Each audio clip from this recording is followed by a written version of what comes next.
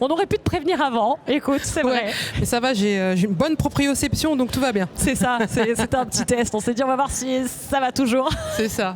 J'ai les bons réflexes. Merci beaucoup, Gévrise, d'être avec nous. On est super content de t'accueillir sur ce plateau. De me recevoir. Avec grand plaisir.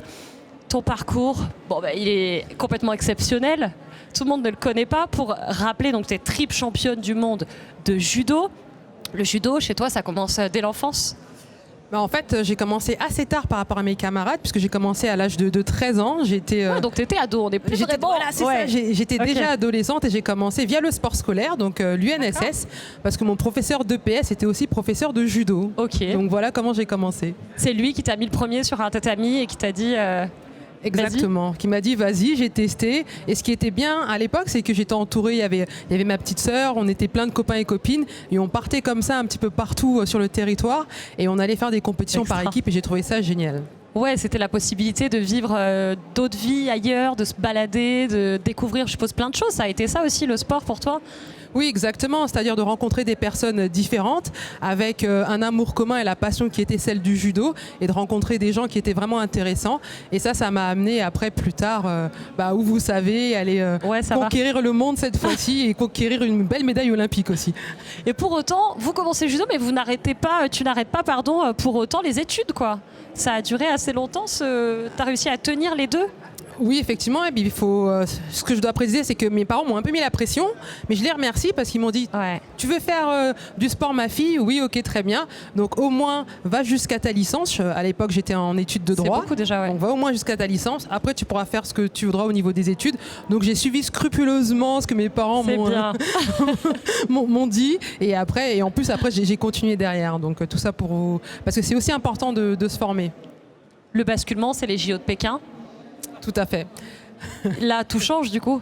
Oui, tout change parce que avant d'arriver aux Jeux Olympiques de Pékin, j'étais numéro 1 mondiale, championne d'Europe, championne du monde. Je venais de gagner le tournoi de Paris, donc il me restait juste ce titre olympique. Et puis arrivé à Pékin, je n'ai pas eu ce titre olympique et là ça a été la cata. J'ai voulu arrêter le judo, tout remettre en question. Alors qu'elle avait tout gagné avant. C'est ça. Autant de victoires pour une seule défaite. C'est des maths, c'est facile. Mais oui, mais tu sais, voilà, quand tu es dedans, tu as vraiment du mal à voir les choses en mode positif. Et puis ce que j'ai fait, je me suis retroussé les manches. Je suis allée rencontrer des personnes, des spécialistes. J'ai pris rendez-vous avec une psychologue pour pouvoir m'accompagner. Oui, parce que c'est ça, on en rigole, mais ça a été pour toi un énorme choc, quoi. Ça t'a vraiment déprimé, ça a été... J'étais une flaque d'eau par terre. Voilà, ça va, l'image est... Je vois. On visualise.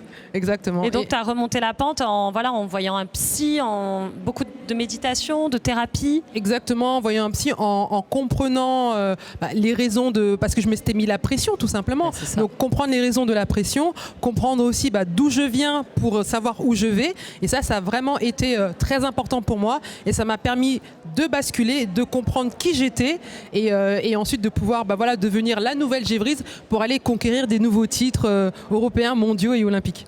Ça va, c'était pas mal. Ça valait le coup quand même, cette petite année de moins bien. Oui, vraiment, ça valait le coup. Et j'ai vraiment appris beaucoup sur moi-même. Et aujourd'hui, je me sers de cette expérience. Et même maintenant dans mon métier d'accompagnatrice auprès des athlètes, pour pouvoir qu'ils puissent réfléchir aussi un petit peu à qui ils sont, vers quoi ils veulent aller. Parce que je pense que c'est important. C'est ça. Tu arrives vraiment à t'appuyer, à faire partager ton expérience personnelle aujourd'hui auprès d'athlètes de haut niveau aussi. Il y a eu ce moment aussi des JO de Londres où c'était le moment, il fallait dépasser l'angoisse de Pékin, mettre à l'épreuve ces années où tu avais justement travaillé sur toi, sur ce burn-out en quelque sorte en fait que tu avais fait. Exactement. Et puis comment ça se passe à Londres quand tu... Écoute, au début ça se passe hyper bien parce que je suis contente d'être là, j'ai travaillé sur moi, j'ai surmonté le burn-out, j'arrive, je suis en pleine forme et puis tout d'un coup il y a l'antre de Pékin qui revient, panique à bord, mais qu'est-ce que je fais? Comme j'ai beaucoup appris et j'ai été accompagnée, je vais voir mon entraîneur en lui disant là je vais pas bien, alerte, je vais pas bien.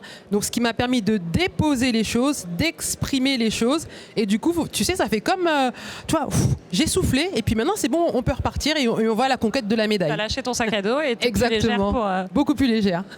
Aujourd'hui dans ton métier, tu retrouves le même engouement que tu avais quand tu te battais pour toi, pour tes propres combats? Tu arrives à retrouver voilà, la même énergie?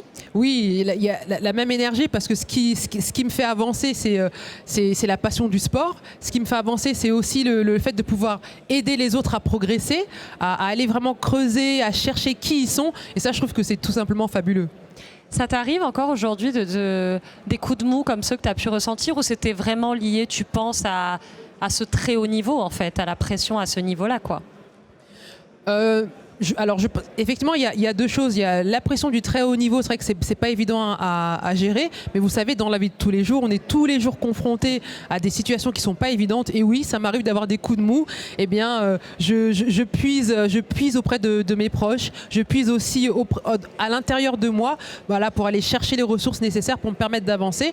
Et surtout aussi, ce que j'ai appris, et c'est le sport aussi qui me l'a appris, eh ben, quand ça ne va pas bien, eh ben, de laisser ce temps pour pouvoir revenir petit à petit, mais être à l'écoute de mon corps et de qui je suis quand je ne suis pas bien. Et ça aussi, c'est important. Et ce mantra-là, il fallait au moins ça pour terminer cette journée sur le plateau de l'Ampli. Vous avez un mantra, Gévrise? Quelque chose que vous pourriez partager avec nous, qui nous aiderait à avoir un peu de votre force? Alors, c'est vrai que j'ai un mantra, c'est un peu chaque jour. Voilà, c'est-à-dire que tous les jours, il faut faire un petit peu d'effort pour progresser, grappiller un petit pas. Et c'est vraiment cette volonté d'avancer quoi qu'il arrive. Merci beaucoup, en tout cas, ça fait du bien. J'espère que vous avez tous retenu la leçon de Gévrise. Merci beaucoup. Merci carrément, à vous. On était trop contents Merci. de vous avoir avec nous sur ce plateau.